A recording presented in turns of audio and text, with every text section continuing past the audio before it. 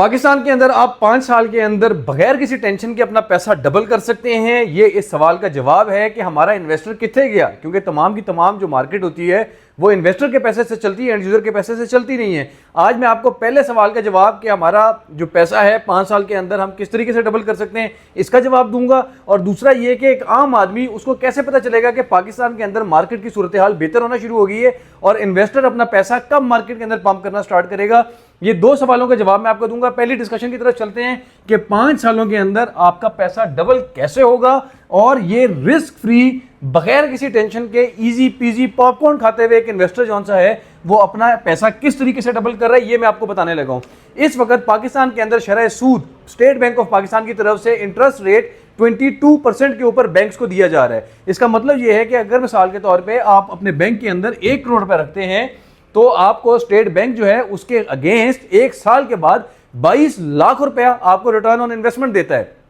इसके आगे टैक्सेस वगैरह काट के सारा कुछ कर करा के जो बैंक्स हैं उनको अपनी इनकम बच जाती है। अब कुछ बैंक्स जो से हैं वो 17% दे रहे हैं, कुछ 18% दे रहे हैं, कुछ 20%, कुछ 21% भी आगे अपने कस्टमर्स को फैसिलिटेट कर रहे हैं। उसमें होगा क्या कि आपका 20% या 21% आप अपने कस्टमर को दे देंगे, बकाया 3-4% आपका टैक्स कटा, तो एंड पे जो कस्टमर को अमाउंट मिलती है वो मिलती है 17%। मतलब अगर आपने एक कस्टमर ने, किसी भी बैंक के कस्टमर ने 1 करोड़ रुपया अपना बैंक के अंदर रखा तो उसको 1 साल के बाद 1 करोड़ 17 लाख रुपया वापस आ जाएगा।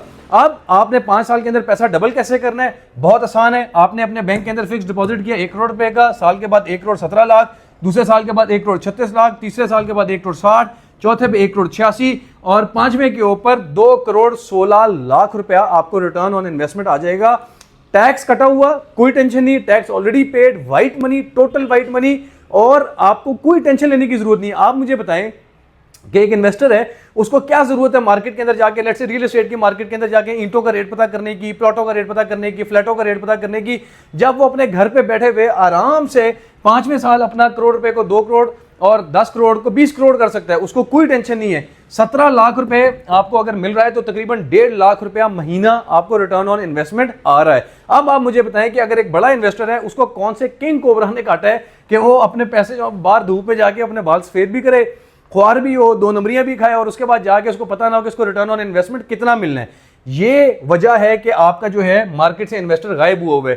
इसकी आप अगर बैकग्राउंड के अंदर चले जाएं तो 2020-21 की अगर बात करें तो तमाम के तमाम इन्वेस्टर जो था वो रियल एस्टेट इंडस्ट्री के अंदर घुसा हुआ था, क्योंकि रिटर्न ऑन इन्वेस्टमेंट जो था 17% से बहुत ज्यादा था। उसके बाद जब ये इस इंडस्ट्री के ऊपर हुकूमत पाकिस्तान ने कर्व किया, इसके ऊपर ग्रिप टाइट की, टैक्सेस लगाए, इसको थोड़ा सा चोक किया, तो इन्वेस्टर निकला, वहां से निकल के गाड़ियों की मार्केट के अंदर चला गया।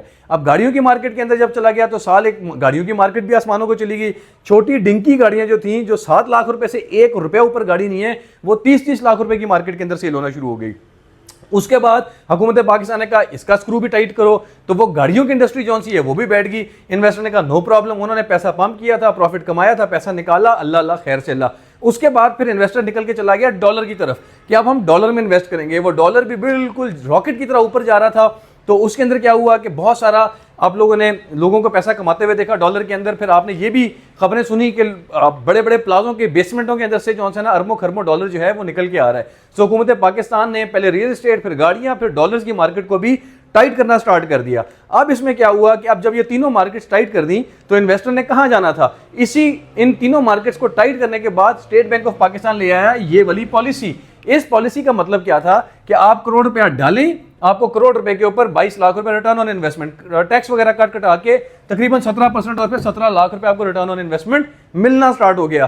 तो हुआ यही कि इस टाइम पे बड़ा इन्वेस्टर जौन सा है जिसके पास 10 करोड़, 15 करोड़, 20 करोड़ रुपया पड़ा हुआ है, उसको क्या प्रॉब्लम है कि वो अपना एसी वाला कमरा छोड़े, आराम से वो इंटरेस्ट लेके खा रहा है। अब इसमें बहुत सारे लोग ये कमेंट्स करेंगे कि इंटरेस्ट हराम है, ये आखिरत अपनी खराब कर रहे हैं। सर मैं इंटरेस्ट नहीं ले रहा, मैं किसी को कह भी नहीं रहा कि आप इंटरेस्ट लें, लेकिन इस्लामी जमहूरिया पाकिस्तान के स्टेट बैंक आपको कह रहा है कि आप 22% हमसे इंटरेस्ट लीजिए। मैं नहीं कह रहा और मैं ये किसी को सपोर्ट नहीं करता हूं, लेकिन मैं सिर्फ ये बता रहा हूं कि इस वक्त मार्केट के अंदर हो यही रहा है कि लोग अपना पैसा बासानी, आपको क्या प्रॉब्लम है कि आप धूप के अंदर जाएं, पसीने बहाएं, लोगों के साथ ख्वार हों, आपको कौन से किंग कोबरा ने काटा हुआ है? बआसानी अपना पैसा डबल करें आप यहाँ पे 5 साल सुकून से बैठ के, उसके बाद देखें कि आपने आगे मार्केट के अंदर क्या करना है, जो मार्केट बेहतर होगी उसके अंदर आप जाके इन्वेस्टमेंट करना शुरू कर दें और मजीद अपने पैसे को बढ़ाते चले जाएं। सो इस टाइम पे आपका जितना भी मार्केट नीचे हैं, कारोबार नीचे है, लोग चौक हुए हैं, मार्केट के बुरे हालात हैं, वो सिर्फ और सिर्फ इस इंटरेस्ट रेट की वजह से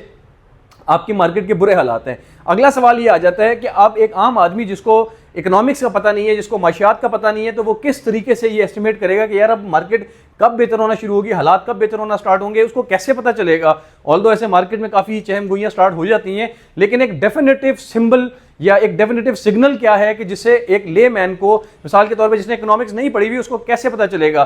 कुछ मुश्किल नहीं है, आपने बहुत आसानी से आपने नजर रखनी है इस शरह सूद के ऊपर। ये 22% शरह सूद इस वक्त पाकिस्तान की तारीख की सबसे ज्यादा बुलंद तरीन सतह के ऊपर है, बुलंद तरीन शरह सूद। आज अगर बात करें तो 4 अप्रैल 2024 चल रहा है, उस वक्त 22% स्टेट बैंक ऑफ की वेबसाइट के ऊपर आपका इंटरेस्ट रेट लिखा हुआ है। अब एक लेमैन या एक आम आदमी उसको कैसे पता चलेगा, उसने सिर्फ नजर रखना है अपना इसके ऊपर। अगर ये 22 से 20% पे आ जाता है, 20% से 18% पे आ जाता है, 18 से 15 पे आ जाता है, और मिसाल के तौर पे नीचे जाके ये 11% के ऊपर या 10% के ऊपर जाके खड़ा हो जाता है। अब क्या होगा कि अब यहां पर इस जगह के ऊपर एक इन्वेस्टर जब 11% शरह सूद एक बैंक दे रहा होगा, इस पे 3-4% टैक्स काट के कुल मिला के इन्वेस्टर को जो पैसे बच रहे होंगे वो बचेंगे 7 से 8%।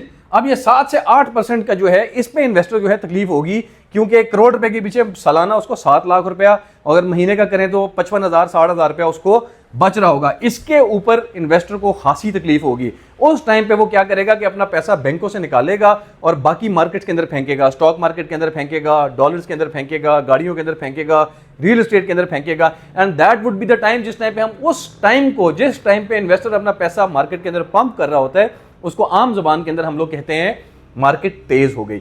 सो जब आपकी शरह सूद ऊपर से नीचे की तरफ आना स्टार्ट होगी, तब that would be the time कि आपको मार्केट के हालात बेहतर होना स्टार्ट हो जाएंगे। सो हलाल है या हराम है, ये हमारा पाकिस्तान है। जब तक आपकी 22% से नीचे शरह सूद नहीं जाएगी, आपकी मार्केट की हालत बेहतर नहीं होगी। हम सबको ये दुआ करनी चाहिए। सो माशी हालात या सियासी हालात, अल्लाह करे कि ये थोड़े से मुस्तहकम हो जाएं, इनके अंदर जो दर्जा हरारत है वो थोड़ा सा नीचे आ जाए। इनके दर्जा हरारत नीचे आने से ही हमारा जो शरह सूद है वो नीचे आता जाएगा, और ओवरऑल कमोडिटीज़ की प्राइसेस जो सी हैं वो कम होती हुई तो हमें दिखाई नहीं देंगी, लेकिन यह है कि वो एक जगह पे स्टैग्नेंट हो जाएंगी, एक जगह पे सेट हो जाएंगी।